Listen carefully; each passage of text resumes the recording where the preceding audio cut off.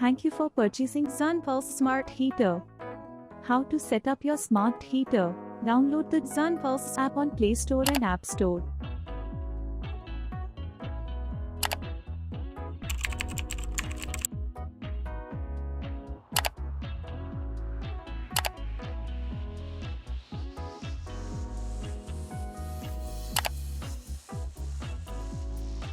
Log in or register from your phone number.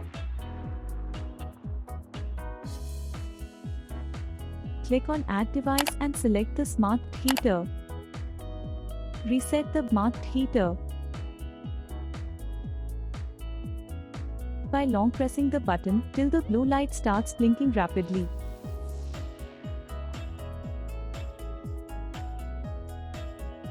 Enter details of your 2.4 GHz Wi-Fi connection and click Next. Wait for the addition till the device screen comes. Name the smart device. Click on Save.